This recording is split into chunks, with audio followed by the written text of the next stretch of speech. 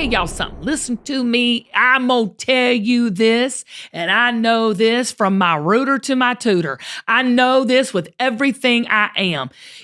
People don't want desperate. People connect with real. And let me tell you something. When you figure out who you are and why you're here, if it does not line up with that, I don't care how old you are, don't do it.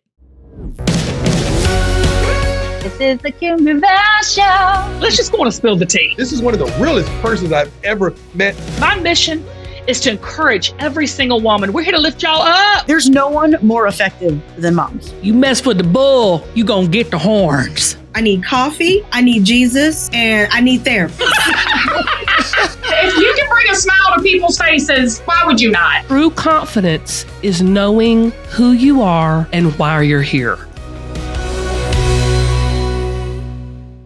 Hey y'all, Kim Gravel here. I just want to say, have you picked up my book, Collecting Confidence yet? If you haven't, it's available wherever books are sold. I've heard from so many of you saying, Kim, it's touched my heart. And I can't tell you, that's the biggest compliment I could ever get. But at the end of this episode, we are going to be sharing the full audio version of chapter 2. So stick around. We've got a great episode for you today. And at the end, where you can listen to chapter 2 and remember really how much I love you and I'm thankful for you and I appreciate you. And y'all, get out there and step into your confidence. Hey, everybody. This is Kim, and you're watching The Kim Gravel Show. And this season, we are going to be leveling up our lives and stepping into our purpose and our calling, and we're going to do it together. In today's show, Zach, one of my favorite topics, we're talking about joy and then midlife. Okay, so I'm not saying midlife is my favorite topic. Is that one of your favorite topics, Kim? No, it's not. But I don't hate it. I'm just going to tell you that. I don't hate it. I do think midlife has been really good to me, though. I think we are such a society where we think we're so youth obsessed. Yeah. But when I was young, I didn't know my butt from the hole in the ground. And let me tell you something, I know a lot of people that don't either, i.e. my children. What age do you think you started sort of getting it? Like, how long mid-30s. did it take for you? Mid-30s. Okay. So I'm there. Like, so right now, basically, I'm a baby. You're You're a baby in the midlife, in the midlife, timeline. I will tell you so much. I have, you change too when you get a certain age, because what used to frustrate me, get me so frustrated and snippy and all that was when I was younger, when I was like, come on, people don't get it. Let's go. When people don't understand me and now like 50, I'm sitting there going, well, if they don't get it, that's okay. Like my whole vibe has changed. Like my whole vibe is like with my kids, even like, they're like, Mom, and I'm like, well, honey, you'll get it one day. I'm not as anxious to see things come to pass as I used to, because I know that in the right time they will. There's something about midlife that's freeing if we let it, Well, I agree with you. Are you someone, okay, Kim, are you someone that always tries hard? Like, are you a try hard? Because I'm a try hard. And I've been thinking what is about a try that hard? for myself a lot. Because I don't like the word Well, try. it's like, I don't even allow my kids to say the word try. So what do you mean by try is this hard? like a Yoda moment? Is this a do or do not? It's a little Yoda. Try? It's a little Yoda-ish. And I'll tell you why, but tell me what you mean by try hard first. No, I was thinking about this recently, how I feel like I'm someone that tries hard at things, right? Like I will put in a lot of effort into like whatever it is, like even if it's something totally silly, like, oh, I need to replace the like LED lights in my kitchen, and I'll spend an hour on like, Walmart's website or whatever, looking at like all the specs of the lights. And I'm like, what am I doing right now? Yeah, that's like a silly example, but that's what I mean. Like I'll try at everything. Well, yeah. I think that's not bad. I mean, trying and means putting forth effort. You know what I'm saying? It's an effort to accomplish something. That's what try is. But when it comes to living out our calling or our purpose, or even the joy that we want in our life, I don't think you can try. I think you just have to do, or be. That's the difference between, you can try to change your light bulb, yes, but that word try has a little bit of hint that it possibly could fail. Oh. As humans, we are preconditioned to anticipate the failure, not the success. Like, we go into things, into competitions, into athletic events, into a business, into a relationship, looking at ways that it could fail. We don't go into, like my son, he plays tennis, and he was in the regions, him and his partner, doubles partner, they were in the region match. And the night before, he was talking about, and if they play this way, then we can hit. He was already preparing that if they started failing, what he was going to do. I don't agree with that. So what do you do instead? So what you have to do is you have to work hard. You have to work hard and then enjoy that process. That's where the joy comes in. Enjoy. That means as you're doing the work, I'm not saying you don't need to work hard or you don't need to put forth effort, but don't anticipate the fail. And I think that's what we do in midlife. I think we think, oh, okay, it's good. I've got a little bit more time. My kids are grown. But what am I going to do? We anticipate there to be a lull or to be a place we don't fit or we don't have anything to say because we're out to pasture. No. I'm telling you, midlife is a new life. It's time to reinvent and get out there and get after it. My midlife is way more juicy than my 20s and 30s ever dreamed of being. Really? Because you did so much in your late teens, 20s. Like, you were already someone that someone would point to and say, like, oh, she's really successful. She's Miss Georgia. I was on the struggle bus. I was on the struggle bus. All I was doing was just trying to be this person and trying to connect and trying to be this and trying to get people to accept me and try to get people to put me on TV and try to get me. I was doing all the things I shouldn't have done. And now I'm just like, people call me all the time, can you do this? I can't do that, honey. I love you, but I can't do it. Like, now knowing my purpose and my calling, I have this empowered voice. And let me tell y'all something. Listen to me. I'm going to tell you this. And I know this from my rooter to my tutor. I know this with everything I am. People don't want desperate. People connect with real. And let me tell you something. When you figure out who you are and why you're here, if it does not line up with that, I don't care how old you are, don't do it. People like what they can't have. People like things that don't come easy. I'm telling you.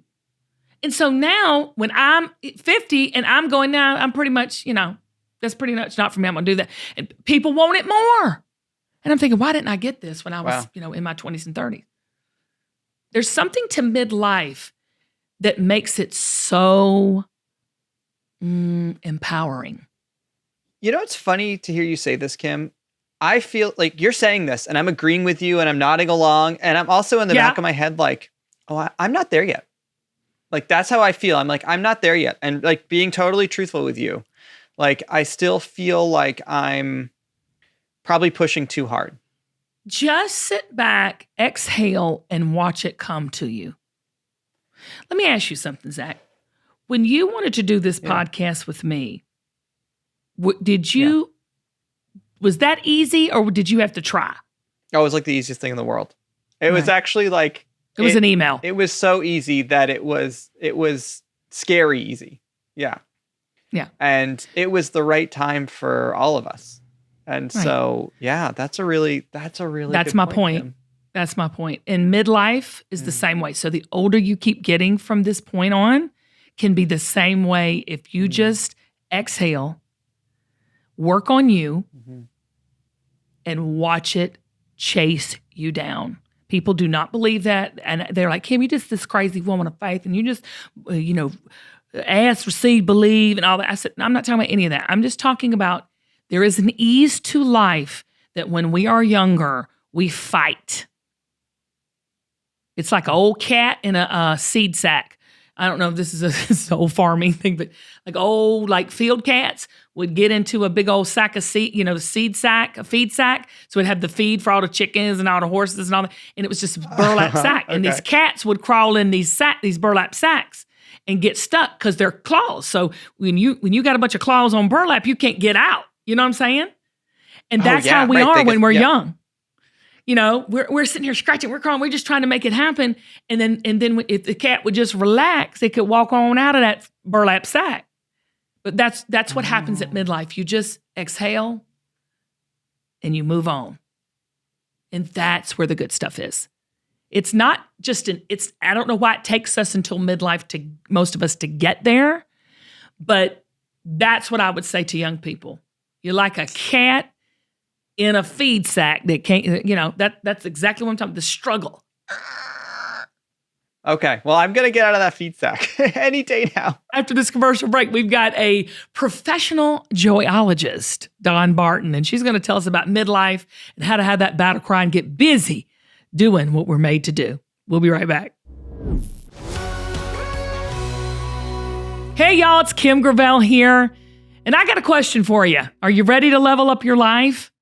Are you tired of having all the self-doubt? Well, if you are, I've got a confidence quiz you've got to take, because no matter where you are in the journey of your life, right now is where you start to be everything you were meant to be. So head on over to kimgravel.com to find out how confident you really are.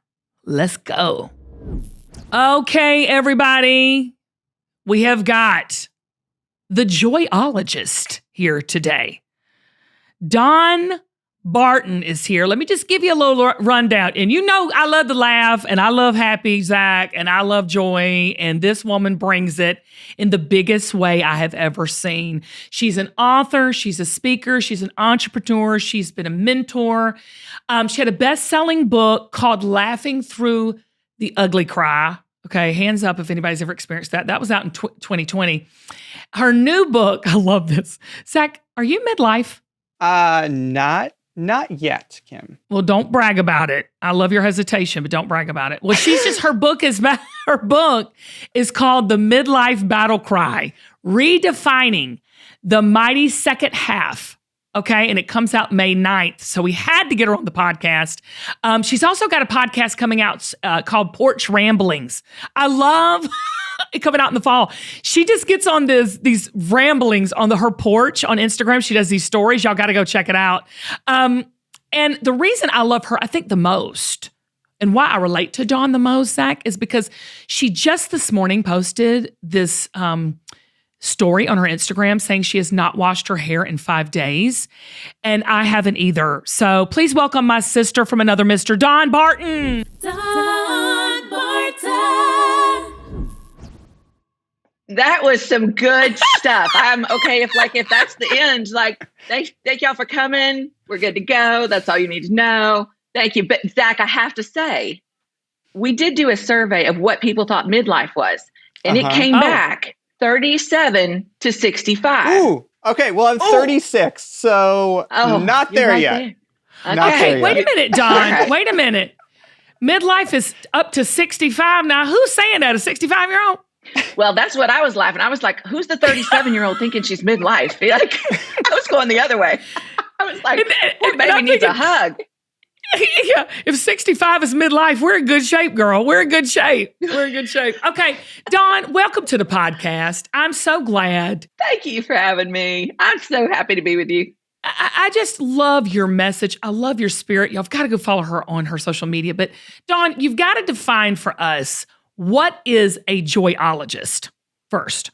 Oh, I've been half tempted to have them take that out of all of my media stuff, because I love to say that about myself. But then when they go like, can you explain that? I'll explain what happened. So there I was. What happened was, I was talking to my friend Caroline Boudreaux. What happened was, I was talking to Caroline Boudreaux, and I said, Caroline, I have just left this great big career. My book's not out yet. I can't really say I'm an author, but all I want to do is I want to stand on mountaintops and really tell people about joy in Jesus. And she goes, you're a joyologist. I'm like, am. I am. Oh. So there you go. There you go. Well, I Yeah. think you are. You're actually, I'm going to say you're a little bit contagious in just getting to know you over your social media. It's so refreshing to see someone like yourself be real and honest and authentic with some of the things that you've been through in your life, because you really dive deep to in your first book. And I'm not saying anything, y'all, that she hasn't already said. She's divorced. She lost a child. She had to bury her child. You're a rape survivor. You've battled stage 4 cancer. Dawn, you really know what it means to be joyful.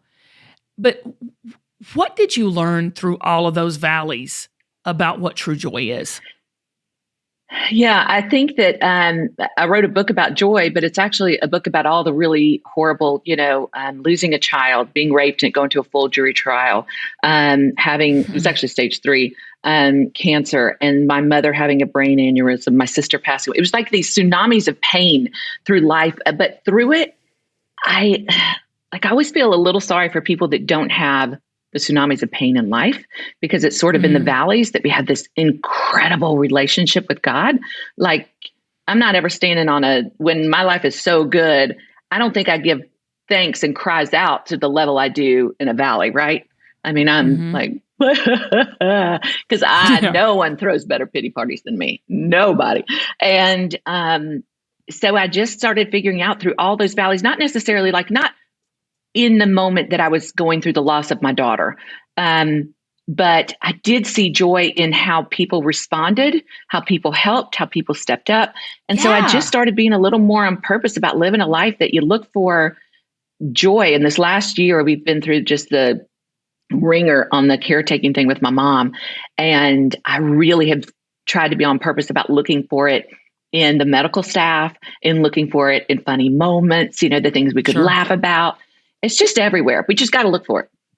Well, Dawn, I totally agree with you. I think that we learn and grow more in those valleys than we do the mountaintops. But when you look around today, what's going on in the world, I mean, it is topsy-turvy out there. Sometimes we think what's up is down and what's down is up. And it's just such a unsettling time. And I think that's par for course coming out of, the lockdown and the pandemic that we did. A lot of people reevaluated their life, right? Like, a lot of people took stock in what am I supposed to be doing? Why am I here? What is my purpose? What is it all for? When you talk about this midlife moment, I think whoever answered from 37 to 65 is kind of right, because midlife, when we're young, we're just carefree and we really don't plan. We're just shooting blanks out here, just, swinging from the chandelier, in our life and not having real purpose. But when you get in that 30s, you're just like, okay, hold up, wait a minute. What is this all about? What is it about midlife that really sparks this interest in, purpose and what's for us and why we are here, why God created us? What is that about you? And why did you decide to write this book about it? Because I went through I had written my first book that beautifully released smack dab in May of 2020, right in the middle of a pandemic. Wow. And we moved into this living situation of we have a 16-year-old and my mother-in-law lives in the house with us and my parents live next door to us, 66 steps away. So we moved out here, kind of the Clampetts went to the country, and my life changed dramatically. I was the number 7 producer in Mary Kay Cosmetics, and I left it all to write this book. I had a dream. I know I sound like a lunatic. I had a dream. God said to write a book. No, and I was like, no, I'm not. I don't write. I don't take notes. I don't journal. I'm not your girl. But I did. And it became a bestseller and it won, New Christian Author of the Year. And it was just such a great God story. But after all that, the world was just stood still for me to go from that fast-paced thing and then writing the book. And then I stopped. And when I stopped, I thought, I'm embarrassed to say, God had forgotten me. I felt invisible. I felt like a racehorse that had been put out to pasture. The fat lady had sung that the world was done with Dawn Barton. And I was 50 years old at the time. And like I said, I throw great big Southern hand on the head pity parties. Rarely does anyone ever come. But I throw them a lot. I do too, girl. And I decided, all right, now that the pity party has run its course, let's fight to figure myself out again. And it wasn't, let's get back to who you were in your 20s. It was, let's redefine who you are today. Like, what does that look like? And it started with something as stupid as, what color do I like to wear? My closet was filled with black and gray and these boring colors. And I was like, no, I'm a coral. I'm a pink. I'm a color girl. What happened that I started dressing to step back in the world? There's something that happens to us in our 50s, late 40s, where we start to shrink a little. And it's ridiculous because it's literally the best we've ever been. Our boobs are not, but the rest of us is totally the best we've ever been in life. Yes, I would say, yes, our boobs have been through a lot at this point, but it is, I agree with you. It's the best it's ever been. So, because everybody's listening right now and so many people are right there with you, Dawn, and actually might be in that moment of going, what, God, do you want me to quit my, lucrative job to write a book? Like, what was that moment for you? What made you decide I'm going to take that step? I loved what you said. Dawn, I'm telling you, this is so powerful. When you said, I had to fight to figure it out. What is that? What fight are you talking about, girl? I'm saying we need to be a participant in our own rescue. Like, we can just sit around and talk about that the kids have left. I don't have purpose. I don't think we'll figure it out. I think we throw pity parties longer than we should, but it's not like we get to the midlife point. I think we see this invisible curve and we're at the top of the curve and we're about to go downhill. And that's so ridiculous. That's the world. That's such a big lie. It isn't at all. It's not like God said, oh, thank you for coming. Listen, here's your number. Go sit, watch Netflix. I'll call you when your time's up. Like, we're done with you. He uses us all the way through. So why on earth would we ever pull back and give the microphone to somebody in their 20s who doesn't know what a chin hair is, right?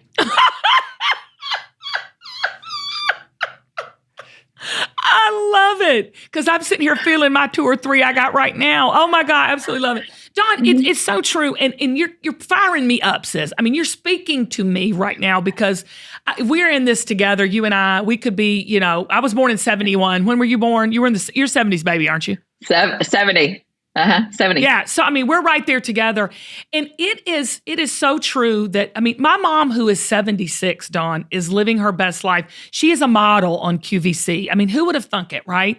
But when you said yes to your future in that midlife moment, what is it like today for you? Like, are you happy? Are you sad? Is it easy? Is it hard? I mean, what is it right now for you? Because I think people think, oh, I'm just going to give it to God and it's just going to be amazing. But they don't realize it's still the journey.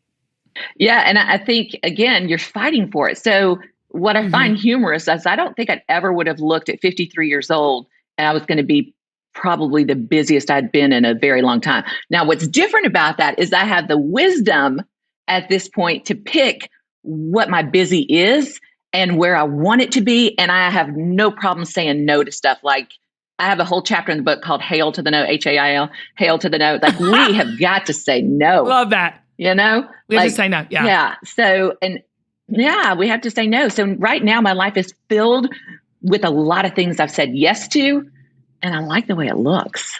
I do. Well, I like this quote from your book where you say, if you're like me, you've spent the last few decades bending and giving and morphing to serve so many different people and jobs and the communities that are no longer sure, and you're no longer sure what's left of you. As women, what do you mean by that? Well, I think one of probably the easiest, but of course there are women out there without children, but one of the easiest is you've bent so much in raising children and giving so much of who you are to raising children. And then these children you've done your job, they've grown and flown, and you forgot to be raising you alongside it. So you feel a little bit lost. You're not quite sure what your purpose is anymore, not quite sure of identity. But it also can happen if there's just a shift. I feel like it's the shift in life where God takes us by the shoulders and he's like, wake up. Like, this is time for you to fully live. No more stepping back. No more. I can totally relate to what you're saying. I mean, I would just love to sit down and grab some dinner and have a coffee with you and let's just talk about this, because I think I'm not alone out here feeling that. That's why I think your book is going to be so amazing and touch so many people. But why do you think we shrink back? I think that we have a society that raises up youth and raises up a physical appearance of a certain type. So when we no longer fit into that, we think we're supposed to shrink back. But it's absolutely not true. But I think that we do pull back because we aren't physically what we used to be. And if I'm going to be really honest, there was a season I was shrinking back because I was starting to have things like, why did I walk in this room? So it's like I wasn't functioning at the same brain level. I was having more brain fog. I was having all the things that are happening with your body. I went out after that really proactively to kind of, I started eating clean, which is just horrid. I just might add. But oh my gosh! But it. No, I agree. No, we can talk about that in a real way. Yeah. That really stinks, right? It does. Dawn, it stinks. Let me eat all the things and all the carbs and all the bread and all the fats and be my best self, right? Dawn, this morning I stopped by the local food mart. Zach, you'll love this because Zach knows this about me. And I bought what these Hostess cake calls zingers. Have y'all ever had zingers? They're like a chocolate devil's food. And I think they're called devil's food for a reason, with a little icing on them. And there's a set of 3. Have you ever had them? No. It sounds amazing. Oh my God. Y'all, it's the best things ever. It's got a little cream fill. It's like a chocolate Twinkie. An iced chocolate Bless Twinkie. us for the nourishment of my body, Lord. Just pray it. Zach, what were you gonna say? You were trying to chime in. I interrupted you. Oh, I was just gonna ask Dawn, what does eating clean mean, like, for you? Because I think it means something different for a lot of people. Yeah, it was no. Well, I actually do have a reaction to gluten, so I'm gluten intolerant. So it's no gluten, no sugar, no fun, no life, nothing good. It just sucks. That's what we're going to say. Yeah. It's just terrible. Best I ever feel, though. It's, Yeah, I feel great, but I'm miserable. I love it. Isn't that, that sounds a little bit like marriage. But anyway, that's another podcast. We'll talk about that later. That's your next book. Okay. I feel great, but I'm miserable. Here we go. Right. Zach, you might want to cut that out. No, but it's true. I'm keeping it. I know. I knew you would. All right, I got to tell y'all about something. Zach, I've been trying to get on a healthier eating plan. Okay, that's the struggle of my life, is cooking. I got 2 boys. I got a husband. He's vegetarian, and I love a drive-through. So why I like a drive-through is because of the convenience. And I have found something called Factor. They deliver fresh, home-cooked meals right to your door. All you got to do, they're fully cooked, y'all. All you got to do is just slide them in, heat them up, and eat. There are so many options, healthy options, right? You've got vegetarian options, keto options. Well, I decided to go with the 550 calorie or less option. And can I just tell you, it is so good. But there's so many options that you can choose from. They've even got like breakfast options and egg bites. Oh my gosh, I love egg bites. And they even have smoothies. So everything you need. And the good thing about it is, y'all, it's cheaper than takeout. Yeah, it's cheaper than takeout. And not to mention, they're 100% sustainable. So everything about this is a win-win for you and your family. So go ahead, log on to Factor, pick your meals, and get started. But before you do it, I got a deal for you. Head over to factormeals.com/Kim50 and use the code Kim50 to get 50% off your first box. That's code Kim50 at factormeals.com/Kim50 to get 50% off your first box. Y'all, it's yummy, it's good, it's healthy, and it's easy. Give it a try. So Dawn, tell me what your hope is for this book. What do you hope when women open it up and read it? And I'm going to tell y'all, I'm going to push Dawn's book, okay? Because I'm telling you, she has got so many nuggets of wisdom and life applicable things for us. So what is your hope? What is your I want to say your prayer for everyone who picks up this book? If I were to put it in 2 words is that it makes her, well, I can't say anything in 2 words, so scrap that whole thing. I would say that I was like, what was that? That was stupid. I love it. You make me laugh. A battle cry and a hug. So I want her to, if she has started to pull back and she is starting to question what happened to me, I'm feeling flailing, I'm feeling a little lost, that it brings her back out again. But that it also feels like your girlfriend is sitting next to you, laughing with you, giving you a hug, and we're laughing about all the ridiculous things as we go forward, Yeah. And don't you think we need each other? I mean, you have these retreats annually for girls that can come together and just do life together. And look, if you're married and your husband and your kids, and they're fantastic. I mean, we love them. I say this to my husband all the time, Don, I love you, but don't touch me. I mean, I love him to death. He is the man of my life. But there's just something about when girls come together and we come into community together. And you were saying it, and you say it a lot in your book. What is it about that the sisterhood, especially sisterhood of women of faith, but just sisterhood in general, what is it about it that's so special?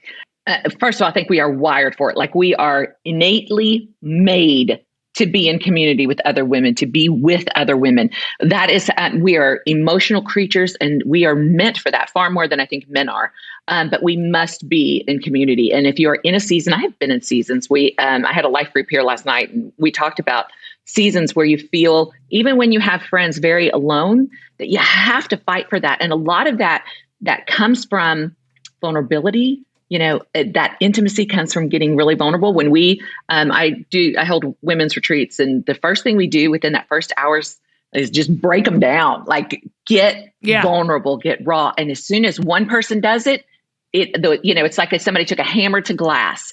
So I think as women, we have to get vulnerable with each other. And that creates this closeness, because it's just in admitting the hard things, or just the everyday life things, because so many women think they're the only one. And the reality is, most of those things you think you're the only one about, we're all going through, which is what birthed the book. Me sitting with friends and going, you too? You feel that way too? I remember a girlfriend of mine telling me the story of her daughter, who is in her 30s now, that we were all in Mary Kay together, the daughter as well. And she always used to be, she's stunning. She was always part of the pictures, like, somebody take our picture. And then they started asking her to take the picture. And she was devastated. And I think that we don't know how to handle that little pivot in life. And so we start to pull back. And the reality is, you just go, no, hold on, selfie with y'all behind me, So we just do it different. Yeah. A lot of times I'm waiting for someone to recognize what value I add. I mean, I've done that for so long. And now I think I'm in this place in my life where I'm going to tell you the value I add. And if you like it, fantastic. If not, God bless, be blessed. And I don't try to convince anymore people that I am valuable and that I'm intelligent or beautiful or anything. Don't you think that's where you get to this point? Isn't that one of the reasons you wrote this book? You want women to stand up and be what God's created them to be. Absolutely, 100%. And no apologies. That's one of the great things that comes with age too, is this little level of, I don't care. Not necessarily in the most radical of ways, but in the most beautiful of ways, and that I know my value. I know what I bring to the table. And if you don't, you take the time to search for it, and you go, like I said, rescue yourself. Nobody's going to love you and fight for you more than you ever will. So I think that's why we have to start, put the app on your phone in the notes and go start writing down all those good little gifts and the things you bring to the table, and what makes you unique and what makes you awesome, and the things that bring you joy. Start writing it down, because you're amazing. I love that. Yes. Start listing it out, because we forget. We are really hard on ourselves as women. All right. What is your joy practice? What are the things that you do every day that brings you joy? Because I think people are joy starved. I mean, because joy is different than happy, right? Mm-hmm. Yeah, for sure.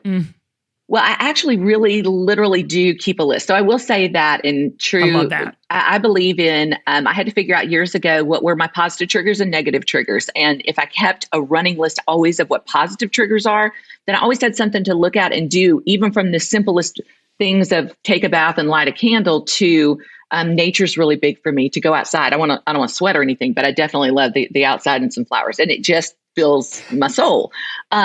But for me, I know that when I begin I like to wake up before anyone else wakes up. That is the start of a very good day for me. And some days I'm great about getting in his word, right? Off the bat, I'd love to tell you this perfect story, but some days I'm not. Some days I'm in a rocking chair with coffee and some days I'm, listening to worship music, but that alone time brings me joy and it sets me up for the day.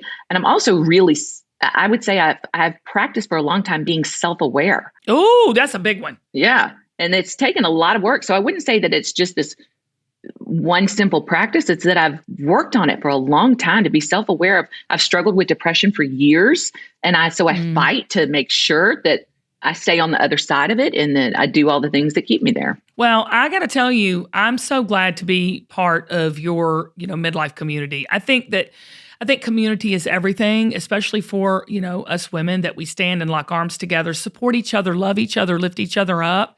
And Dawn, you are a lifter of people. Y'all have got to go get this book. Okay. So before we say goodbye, because I could talk to you all day, I do this thing on the podcast for everybody that comes on, girl. And it's called Rapid Fire. Rapid Fire questions. I just want the first thing that pops in your head to come back to first thing. Okay, here we go. Yeah. What is your favorite thing about yourself? My hair. I know you got good hair, girl. I know. Should I have given a more internal, my ability to no, love others? No, it's my hair. That's why I love you, because you have do you have fine hair too? Like the dirtier it gets, the thicker it gets, the more products you got in it. I wish I had your hair. Not so much. I don't know what whatever that neck thing is, that is not a favorite thing right there. No. The extra chin. And whatever's going on in that upper arm, also not a favorite thing. Yeah, no. Mm-mm. What's the ideal way to spend 30 minutes for you? Listening to music and dancing by myself. Good one. At what age did you become a real adult? 53.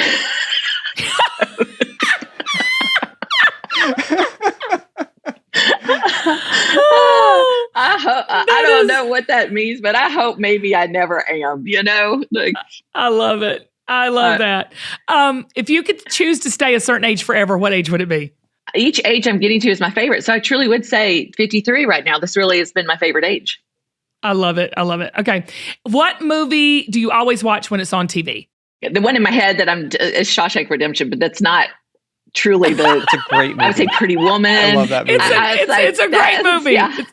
It doesn't take me much to get pulled into a TV. It's like a moth to a flame. I'm like, oh gosh, look, I like this one. So, I'm not that fine tuned. What is your favorite junk food? Ice cream. I had a hankering for that last night. Okay. What is the best advice you'd give to your younger self? That they, I don't know how to say this nicely, that people really aren't watching that much. Nobody really cares.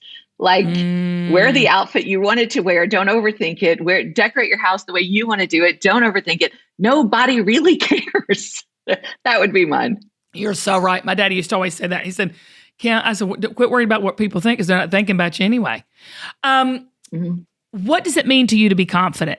Doing the things you want to do, going the places you want to go with a smile on your face, not holding back. That to me is confidence. Confidence in who you are. And because of that, you do the things that you secretly want to do. All right. Last question. Who is your celebrity crush? Okay, I'm going to answer this, but it's not really. Okay, can I qualify my answer? Or do I just have to say the name? Nope, that's not how it works. You can you just have to say the name afterwards. Just say the name and then explain why. Okay, it needs explanation. Matthew McConaughey. But okay. I don't think it needs explanation. That's fantastic. Oh, it totally does. I have to tell you why, though. Okay. Because I didn't particularly care for him. I'm just not a huge fan. And just roll with me a second, because I'm sounding horrible. I'm here. I'm with you. I'm with you. He did that movie, Magic. He did the movie Magic Mike, and there's this scene where his legs are crossed and he has nothing on, and he bends over and they film it from the back, and I've never gotten that vision out of my head. So it really was not, like I said, I had to qualify this answer. But he just did that book called Green Lights. Yeah. And the audiobook I thought was so phenomenal that as when I went to read my audiobook, I'm like, oh, yes, I am going to be like Matthew. I'm going to read this full on. I got this. I'm going to do this. And the engineer, as I was reading it, he was like, I was like, I'm trying to do like Matthew McConaughey. And he was like, yeah, stop. So that is why I said his name. I love how you said Magic Mike in the naked behind the scenes shot and then Green Light audiobook all in the same sentence. So I'm going to leave you with this. Sure. All right, all right, all right.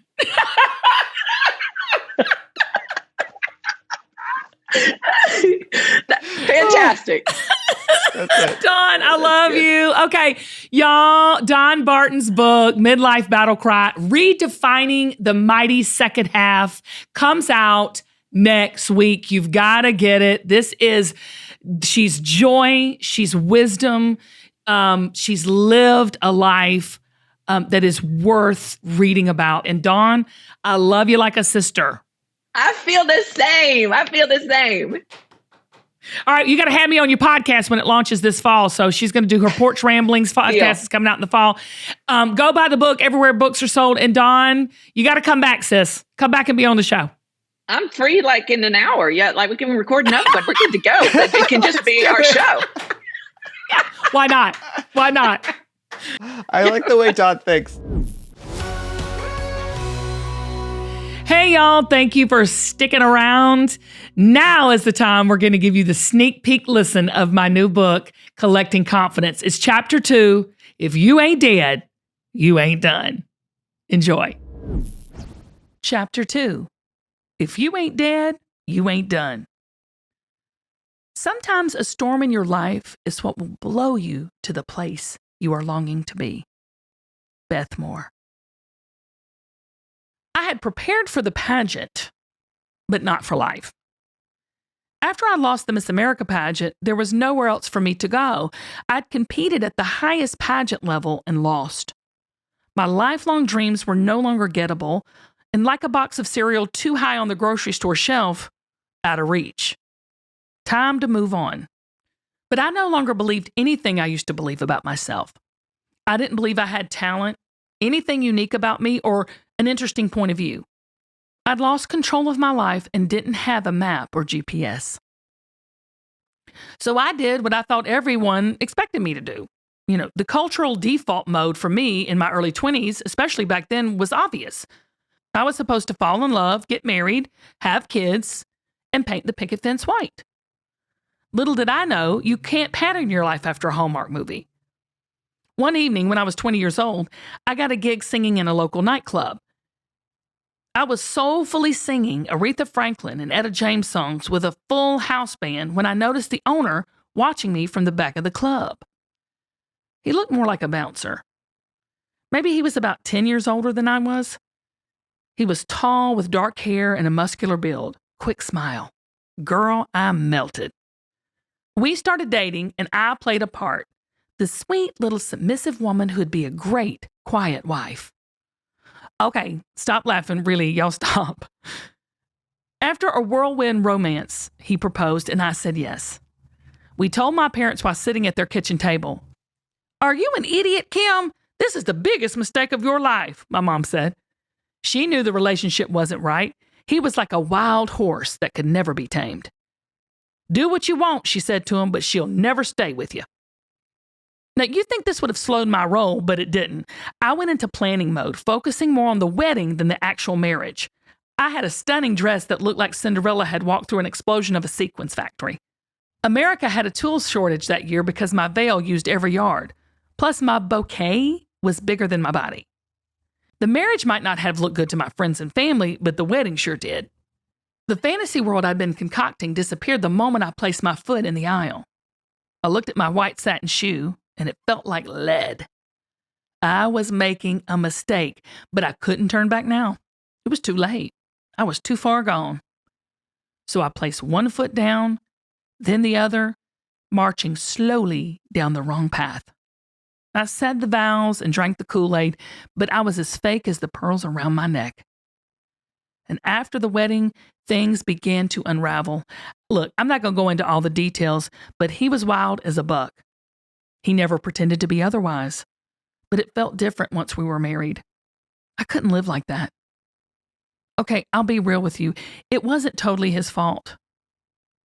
I was the faker, not him. He was the same guy the whole way through. He married me because of what I was pretending to be. That sound you hear is my mama somewhere in Atlanta yelling, "I told you so," but ignore her. This is just me and you. I'm just trying to say that I don't blame him for any of this. You see, when things go wrong, we want to blame everyone. Our ex, our boss, our parents, and even the mailman. But I had to own my junk. And y'all, I had more than Fred Sanford. 2 years later, I left. As a married couple, we didn't have much other than a red Ford pickup truck in my name, which would get repoed if I left it up to him to pay the monthly bill. So I kept it. "I don't want you driving around in a pickup truck," my dad told me. He bought my mom a new car every 2 years and hated the thought of me tooling around town in such a masculine ride, especially since he had bought my mom a new silver Firebird when I was in high school. This ride seemed like a downgrade to him, but I had no choice. After a quick search, I got a job leasing apartments at a complex on Jimmy Carter Boulevard in Metro Atlanta, situated on a street full of strip malls, tattoo parlors, and no-tail motels and cheaply constructed buildings. As an employee, the owner gave me a discount on the lease. When I moved in, I stood back and marveled. My whole life fit into a small U-Haul trailer. Alone, I began to unpack. The tears I was crying must have blinded my vision because when I unpacked a wedding gift, an expensive vase, I dropped it and watched it break into 1,000 pieces. And that's how my heart felt. Shattered, hopeless, weary, weighed down. Still, I did what I had to do. I swept it all up and tried to make a home. I didn't have much to work with. My new place had a small bedroom, dingy carpet, walls thinner than water, and carpet in the bathroom. But it also had a dining room, sunroom, fireplace, and a beautiful wooded view. Dad didn't see its attributes, and when he came over for the first time, he frowned. He wasn't the stereotypical protective dad who tried to clean up my messes. He always empowered me to protect myself. Even though my parents ended up with the country club life, they built everything they had from the ground up. They knew I'd made my bed and I had to lie in it. Though this life wasn't what Dad had envisioned for me, he knew it wasn't what I envisioned for myself. Dreaming was over. This was just straight up survival. I'd ruined my life and needed to figure out plan B. "What are people going to think about me?" I cried to him as we stood in that apartment. Everyone came to the wedding, and now, "Kim, I have some news for you." He stopped me right there. "They're not thinking about you at all. They're thinking about themselves." And he was right. This dingy, seedy apartment was a physical reminder of the mess I'd made of my own life. But I was determined to make a palace out of that place. I tried to make it reflect my true self. Who was my true self? I didn't know anymore. No idea. And surely to goodness, not this. I got cleaning supplies. I scrubbed, I vacuumed, and cleaned that apartment until it sparkled like Prince Charming's teeth. First, I painted the boring tan walls pink. And y'all, think Pepto-Bismol pink. My neighbor, who was single and recently divorced too, came over to help me. She painted the walls and I handled the trim. Then I got a white couch, a shower curtain with big pink flowers on it, and a rug to cover up the dingy carpet. I went to a furniture rental place that had old stuff they couldn't rent anymore. And there, I found a gorgeous white lacquer dining room set, on which I applied white nail polish to cover up most of the nicks and dings. I bought dishes from the grocery store and hung pictures on the walls. Think 1980s Art Deco Duran Duran album cover type art. And when I was finished, paint splatters dried on my sweatpants. I looked around and I said, "Yeah, that's more like it." Dad would call me every morning at 6 o'clock on the way to work. He was my therapist, my life coach before life coaches were a thing. He would say, "It's just so hard for me to watch you go through this. He knew I needed to figure out what went wrong. Even trying to figure it out was exhausting. I tried to stay so busy I wouldn't feel the regret and exhaustion, but the loneliness outpaced my busyness. It caught up with me. I read a lot of books at night, and sometimes I'd just sit in silence and think about how everyone had been right. I wasn't enough. I was a piece of junk. One evening I cried out, God, where are you? Am I enough? And to my astonishment, he spoke back in a still, small voice. And since I had nothing else to do and nowhere else to go, I listened. I've got you. And are you ready for what I really have for you? It's not for the faint-hearted. Lean in, hush, and listen. Do nothing, and I'll bring you what you need. Stop flailing. It's just me and you. God didn't give me a to-do list, and He wasn't breaking me down and starting from scratch. He was positioning me for my calling. That was it. I was 23 years old and already divorced. I felt like a failure. It was so painful and hard, but looking back, it was difficult in the best kind of way. I had nothing to lose and everything to gain. When life puts you in a position of pause, it can be exciting. I was alone with my thoughts, a dangerous place to be, and I decided to get to know God more. You see, my grandfather was a preacher, but in this moment, I realized I needed my own faith, not the borrowed kind passed down for generations. I opened my Bible and I drank it in. The scripture jumped off the page and slapped me in my face. It was so real. But not only did it challenge me, it comforted me every single day. And so did my dad. He showed up at my apartment one day holding a picture. What'd you bring me? I asked. A picture of you, he said as he handed it to me. To my surprise, it wasn't some childhood photo of me eating birthday cake or riding a tricycle. Dad, this is a seagull eating a frog, I said. Had he lost it? Look close, he smiled. The head of the frog was in the seagull's mouth, but the frog, with his little hand still free, was choking the seagull. Outmatched, he refused to relent to the jaws of defeat. You're this one, he said, pointing to the frog. Never give up. This stuck in my craw, but in a good way. As I held that frog picture, I accepted the fact that life is 89.5% hard and the rest is pretty good. It's not going to be easy, but I was going to try to be like that frog. You see, life is hard, God is good, and people are crazy, including me. And when I figured that out, the right opportunities emerged. How quickly we can go from being on top to not. Just 2 short years ago, from competing in Miss America to sitting alone, divorced, in a 1-bedroom apartment on Jimmy Carter Boulevard. A few weeks later, my phone rang. Can you come sing at our event? You know, there's nothing like being broke to make you appreciate an offer like that. Honey, I couldn't have said yes fast enough. I would have sung at the grocery store.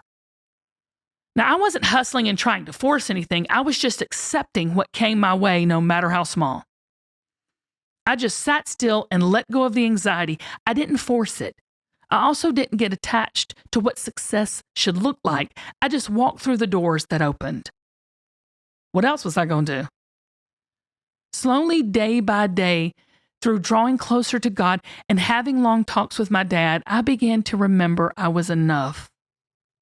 More than enough. It was hard to believe, but that door slightly cracked open and I began to see a better existence just waiting for me. Could it be true? I wasn't convinced, but I felt God's affection. And it was hopeful and comfortable, like a cozy blanket on a dark winter's night. I wrapped God's love around me, pulled it up to my chin, and nestled into its warmth. We're always collecting something as we travel along life's road. Pain, bitterness, sorrows. But during this time, I began collecting confidence again. It took chipping away all those extraneous things for me to find out what really mattered. Tough stuff does that. And you see, I'm hard-headed, and maybe I needed a little extra time to understand what I was called to do. I started to exchange the shame of my divorce for the strength of my testimony. I turned around my self-absorbed why me attitude and started being grateful for even the smallest blessings that came my way. I became grateful for all the time I spent alone working on myself because I was developing my relationship with God.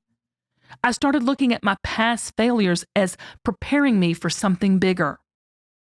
I'd gone down to the bottom of the barrel, at least as far down as I could have gone at that age, because I was divorced at 23 and I had to actually bring a calculator to the grocery store just to make sure my check didn't bounce. More than once, I had to put the box of Cheerios back on the shelf. I'd gone from what seemed like a pinnacle to an old beat-up pickup truck and painted furniture with nail polish. I knew why I'd gone through all of this turmoil at such a young age. You can't make as many bad decisions as I had and then act surprised when it all unravels. But through all the struggles, I began to understand the why of my life, and you can use your dark moments to understand your whys as well. Do you believe that everyone has a calling? I've traveled the world and asked audiences if they believe that people have a calling. Without fail, every hand goes up. But when I ask how many are living their life's calling, cue to crickets. We can't just ignore the question like a calculus problem too hard to figure out. We think of calling as external. But just like in those horror movies, the call is coming from inside the house, it's internal. That's what haunts us. Our calling is haunting us because we know we have a big one, but we can't seem to put our finger on it. The lack of knowing your calling might manifest differently in your life. Do you ever say things like these? I'm just so tired. If I could just lose 20 pounds, I'm just a housewife. If I could just figure out what I want to do. These chats start with just and end with what's wrong with me. What they're really asking is, what's my calling? It might seem mysterious and impossible, but I began to ask, to search, to beg for understanding. I was flat on my face before God month after month asking, why am I on this planet? Then, like Arnold Horshack from the TV show Welcome Back, Carter, my calling raised its hand and got my attention. When I acknowledged it, the answer spilled out. To my surprise, I already knew it. When I was a kid, I was convinced I was created to sing and talk. I used to line up my dolls, grab my hairbrush microphone, and perform a concert worthy of Carnegie Hall. I sang to my toys. I sang at church. I sang to anyone who would stand still long enough for me to finish a song. My first singing gig was at a local preliminary WWF wrestling match at Brookwood High School when I was 10 years old. I walked out there with my plaid skirt and my Argyle socks, carrying a boom box and listening to the instrumental version of Angels Watching Over Me by Amy Grant. I was scared to death, and I even peed on myself a little bit. But honey, I belted that song to all those down-home tatted wrestling fans. And back then, I knew why I was created. But life beat it out of me. Heck, maybe I just got distracted by the sexy nightclub owner. And there it was, right there again, familiar, smiling. Hey, it's me again. But my calling in life was not an occupation, it was a vocation. Maybe you've heard people use occupation and vocation interchangeably, but they're not the same. An occupation is what you decide to do. A vocation is following a voice. The Latin word vocare meaning to call. And God is the one who calls. In my occupation, I could be a professional singer or communicator, sure. And just like you might be an accountant or a nurse or a school teacher, but our jobs are just the setting for our callings. As Dr. Dan Allender, the renowned therapist, wrote, our calling is not what we do, but how we do it. I'm not talking about what you fill out on a form on the blank that says work. I'm talking about vocation, which is more divine, more exciting. Having said that, a person's calling is usually short enough to fit in a blank. Usually, it's 1 or 2 words. By now, we're friends, so I'll go ahead and tell you mine. Edification. And that's a 10-gallon word for building up. You know you found your calling when it not only helps you, but also spills over to others around you in service. Self-help is fine, but helping others is power. I accomplish my calling of the edification of others through my singing, my talking, but I also do it with my fashion and cosmetic lines. I'm trying to do it with this book too. In fact, I don't do anything without the express purpose of building up those around me. Nothing. That simplifies life. Did my childhood self know that? No, but my calling had been speaking to me for years, gently giving me hints, hoping I'd one day sit down at that white table in my first apartment on Jimmy Carter Boulevard and put the pieces of the puzzle together so I could finally see the picture emerge. Your calling, and you have a big one, is the common thread sewn in your life story, and it's always knocking at your door. We take it for granted. We think, that's nothing special because it comes easy and natural for me. But pay attention to what causes you joy because it'll give you uncommon energy. It'll surprise you. And you don't have to chase your calling by looking for it, trying to create it, or conjuring it up from nothing. You don't play whack-a-mole with it. It doesn't pop up randomly and then disappear if you don't pounce on it quick enough. Your calling chases you. Sit back, put down your mallet and watch. You are where you need to be. And when I turned on the television in that apartment on Jimmy Carter Boulevard, it always started with WATC Channel 2. To call it a community channel was an understatement. It was small, homemade. People from Atlanta just got on there and talked about whatever was on their mind, and I could do that. So I called the number on TV to apply for an interview on their show. They sent me an application and booked me. Imagine my surprise when I looked at the address of the station and it was 2 blocks from my apartment. The same street. God had been positioning me the whole time. I didn't have a roadmap, but I did. It turns out I had GPS, God's positioning system. That's all you need. It was a simple segment. And in my segment, I told them how I was a former Miss Georgia, a failed Miss America contestant, and a recent divorcee. Nice resume, huh? And then I sang. Does the place you're called to labor seem small and little known?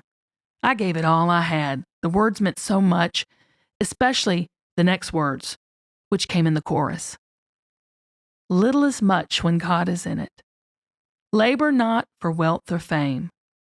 There's a crown and you could win it. A local crown I could win? Count me in. Now, this local gig wasn't broadcast to the nation. And no, Johnny Carson didn't hit me up afterwards.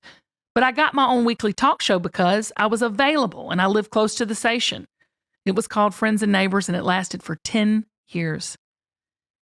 And during my dark days when I was devastated and thought I'd ruined my life, those broken pieces were being formed into my future. And during that time, I cut my very first solo independent album. I was like MC Hammer hawking those CDs out of the back of my truck. The creativity, ingenuity, toughness, and mental stability required to make music and have a talk show came from that alone time. I would not be in TV, have the career I have today, or be writing this book if I hadn't been in that Pepto-Bismol pink apartment located on the same street as the TV station WATC.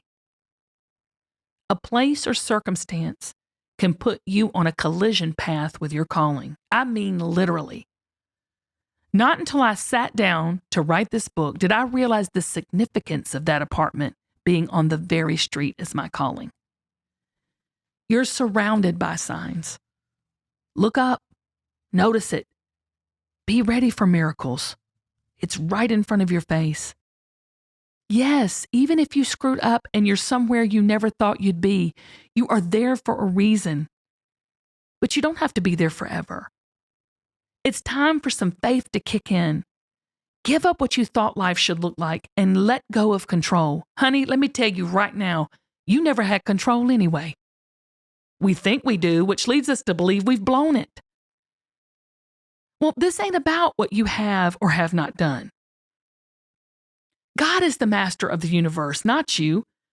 You couldn't fix your mistakes if you tried. So quit worrying about it. Nobody really cares about your screw-ups. Like my dad said, they're not even thinking about you anyway. You might be out there trying to get over your past, hard times and struggles, not realizing all of that is locked into your calling.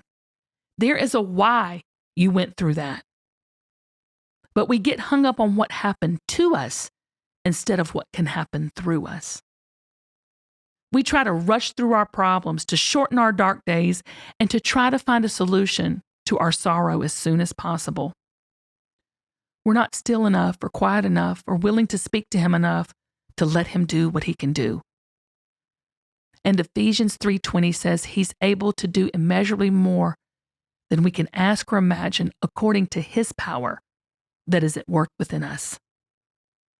We all have dark nights of the soul, those moments in our lives where everything seems covered up by pain and hopelessness. They can be the true compass to our calling if we listen to what they are trying to tell us. We don't value them, don't want to go through them, or we do the easy thing to distract ourselves, like with Instagram, reality TV, which I love, and TikTok. Now, my current distraction is the add to cart button. We don't take the time to slow down and just go through the experience of the pain, to reflect about what we really want and to listen to that still small voice. But those are the most prosperous moments that can ever be given if you're quiet enough, still enough, or willing enough to listen to them. This divorce was the most authentic, raw time of my life thus far. You can't be authentic in a world if you can't be real with yourself. So I let the waves of pain wash over me, and they lifted me like a tide lifts a ship. Your mistakes are not wasted. The mistake is the steak. It's the meat and potatoes, y'all. That's the good stuff. Don't rush this feast. Relish every bite. I want you to live your passion. When it comes to a dress or pant size, y'all, I'm a tight 12 and a loose 14. And that's okay for clothing. But no one wants a life that's ill-fitting. You want to live a life that's custom made, designed to fit you perfectly. Sadly, too many people are trying to fit into a life they outgrew years ago. I did this big time. We keep having the same tired conversations with ourselves and others when our hearts know we were meant for greater things. And now is the right time to do and be and talk about greater things. When you're operating in your calling, confidence comes. It feels like home. And y'all, there's no mortgage, no interest rate, and it's free. It was a gift given to you in your mother's womb by God at the beginning of time. The only thing you have to do is figure out what you're passionate about and do it. If you're not passionate, it'll be stale. It won't be authentic. It won't be true. And that's everything. Here's a little controversy, Mama Bears. I ask women, what are you called to do? Invariably, someone responds, to be a wife, usually followed by, I meant to be a mom. Nope. Your purpose was not to get married and have children. Marriage and kids are fantastic. I love my children, and parenting is my biggest responsibility right now. Giving birth or adopting is a blessing.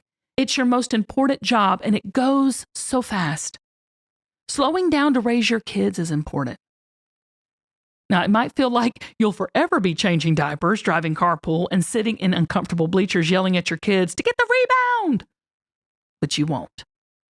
My sons will always be my babies. But they'll only be living under my roof for a season.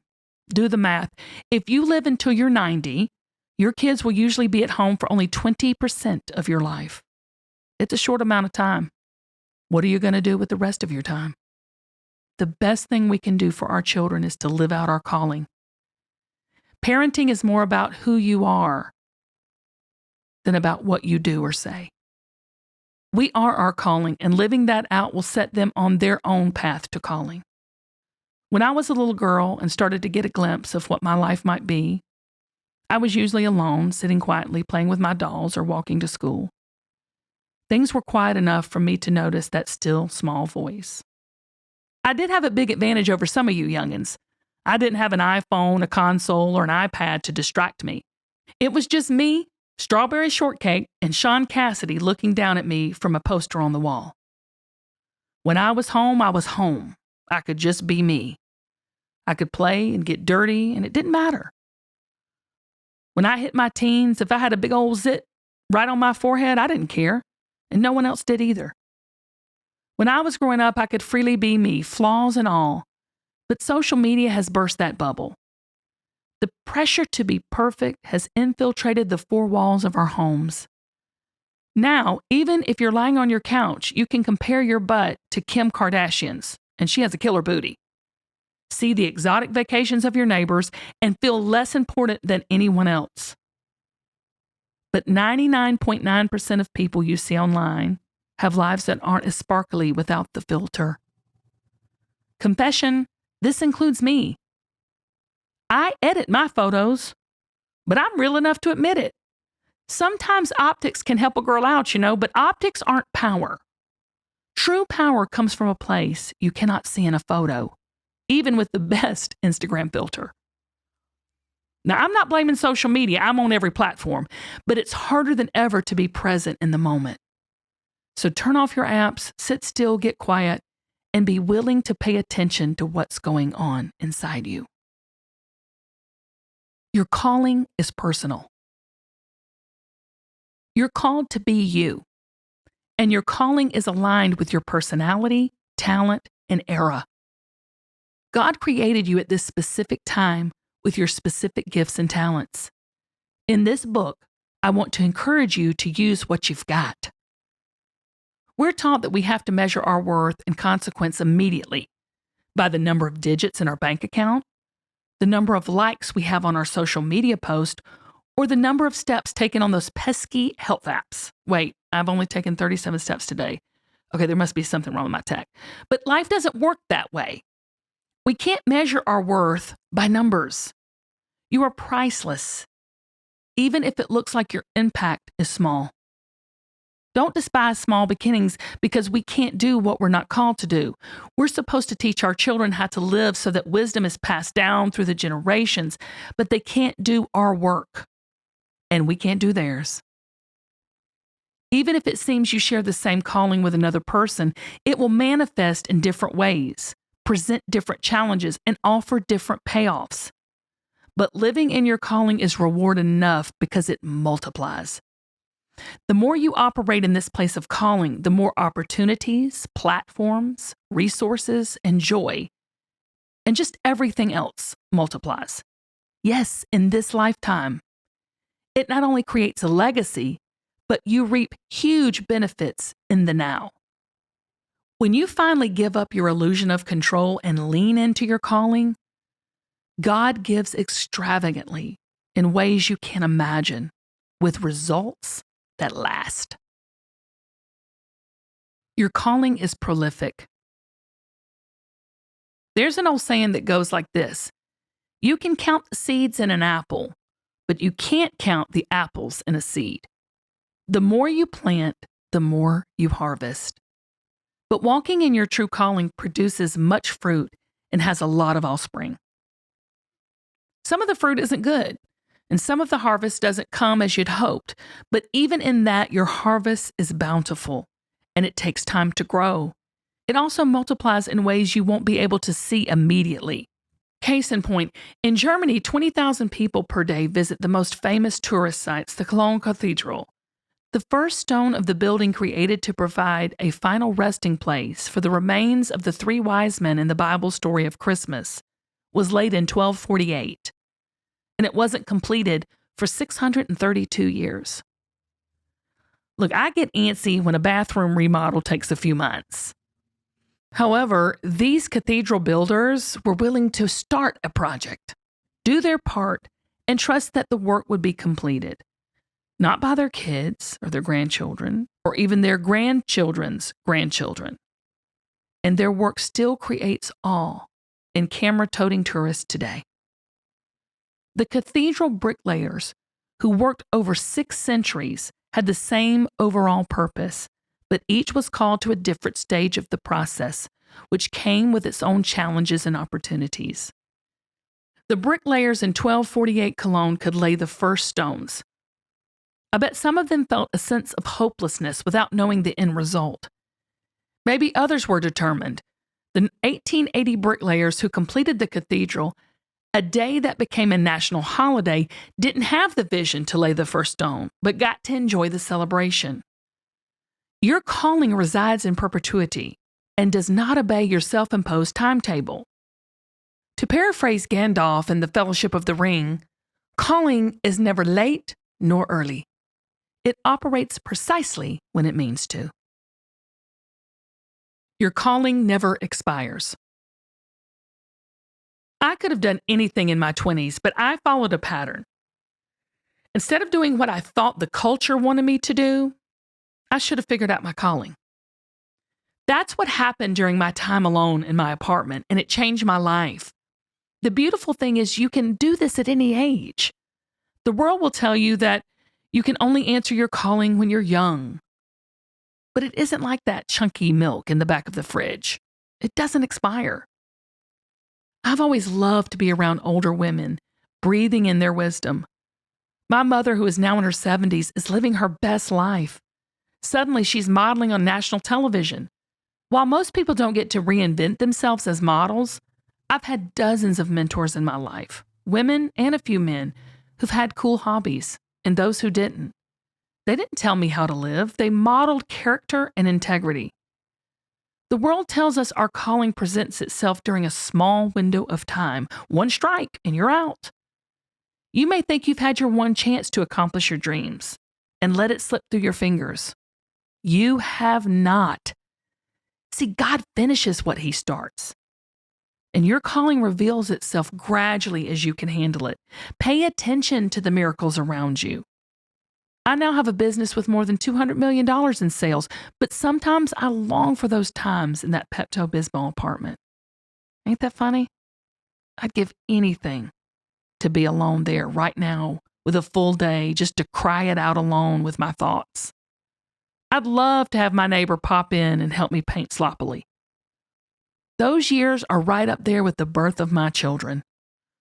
And looking back, the time of angst was one of my happiest, most important times. I was on my own. And as I spent more time reading my Bible and spending time with my Heavenly Father and my earthly one, eventually I felt the same jolt of joy I experienced when I jumped that fence and walked to that elementary school all by myself. I stood on my own 2 feet. I would not be here if I had not been there. And speaking of feet, look down at your own. Are you on the right path? If not, I'm here to tell you that it's not too late for you to pick a new path. You have to start where you are to get to where you want to be. Your feet might feel like lead. You might be either too afraid or too tired to take a step in a new direction. But take a moment to pause. You might be in a terrible place, but I challenge you to see the beauty around you. Your place of regret is also a place of enormous hope and opportunity. So go ahead, pick up your foot and turn yourself in the right direction. You don't have to figure out your whole life to start living your calling. Because if you ain't dead, you ain't done. I wish I had your This, hair. not so much. I don't know what this, whatever that neck thing is, that is not a favorite thing right there. No. The extra chin. And whatever's I love going on it. in that Okay. upper arm, also not a favorite thing. I'm going to quote Yoda. There is no try, only do. I don't think that's the quote, but y'all get the picture. Do or do not. There is no try. That's what I meant to say. It's do or not do. There is no try. Do you want to do it again? What did I Or do say? You said there is no try, just do. Same difference, Zach.